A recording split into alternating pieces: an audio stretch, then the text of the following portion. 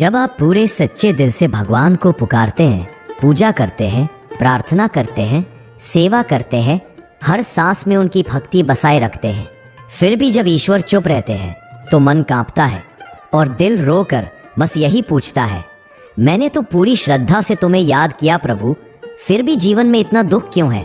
क्या आप मुझसे नाराज हैं या मेरी पुकार अब भी आप तक पहुंची ही नहीं? ये सवाल हर उस इंसान के मन में आता है जिसने सच्चे दिल से भगवान को पुकारा है। आज इस वीडियो में हम उन्हीं संकेतों को जानेंगे परमहंस योगानंद जी की अद्भुत शिक्षाओं के माध्यम से, जो बताते हैं कि हमें कैसे पता चलेगा कि ईश्वर हमसे प्रसन्न है या नाराज। वीडियो को अंत तक जरूर देखिए, हो सकता है इसी में आपको वो उत्तर मिल जाए जिसका आप बरसों से इंतजार कर रहे थे। तो चलिए शुरू करते हैं। पहला संकेत, जब आपके भीतर शांति का अनुभव हो।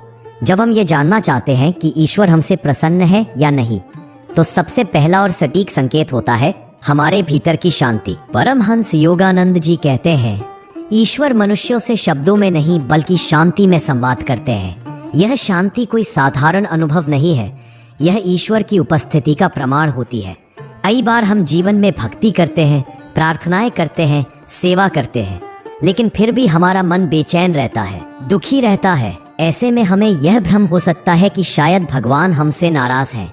लेकिन योगानंद जी हमें समझाते हैं कि सच्चा संकेत किसी बाहरी उपलब्धि या परिस्थिति में नहीं बल्कि आपके अंतर में है।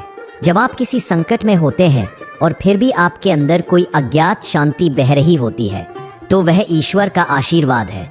वो बताते हैं कि आप सही मार्ग पर हैं और वह आपसे प्रसन्न है। इस शांति का अनुभव अक्सर तब होता है जब हम ध्यान में उतरते हैं, जब हमारी आत्मा क्षण भर को भी संसार से हटकर ईश्वर के सानिध्य में पहुंचती है। यह शांति कोई भीड़ भाड़ में नहीं मिलती, बल्कि उस मौन में मिलती है जहां आत्मा परमात्मा से मिलती है। परमहंस योगानंद जी अक्सर कहते थे कि यदि आपके ध्यान के बाद आपके भीतर हल्कापन है, दिमाग शांत है और हृदय में प्रेम है, तो समझो कि ईश्वर की उपस्थिति वहीं थी। शांति एक ऐसा सूक्ष्म अनुभव है जिसे न तो दिखाया जा सकता है और न ही मापा जा सकता है, लेकिन जब वह आती है तो आपको भीतर से पता चल जाता है कि आप ईश्वर के निकट हैं। तो अगली बार जब आप यह जानना चाहें कि भगवान प्रसन्न है या नहीं, बाहर की घटनाओं से नहीं, अपने अंतर्मन की शांति से जवाब खोजिए, क्योंकि वही है ईश्वर की सबसे पहली और सबसे सच्ची भाषा। दूसरा संकेत, सत्कर्मों में रुचि और स्वतः प्रेरणा।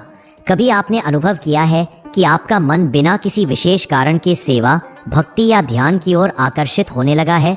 ना कोई जबरदस्ती, ना कोई डर, बस भीतर से एक शांत पुकार आती है, चलो थोड़ा प्रभु का नाम ले, चलो किसी की मदद करें, थोड़ा मौन हो जाए।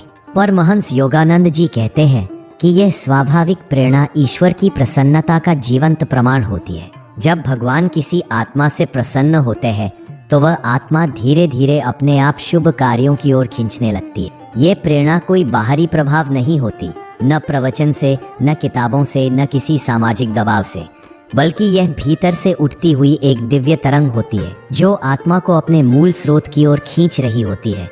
शुरुआत में यह प्रेरणा छोटी होती, जैसे सुबह उठकर एक बार हे राम कहने की इच्छा, या किसी गरीब को देखकर दिल का भर आना, या किसी को माफ कर देने की सहज भावना।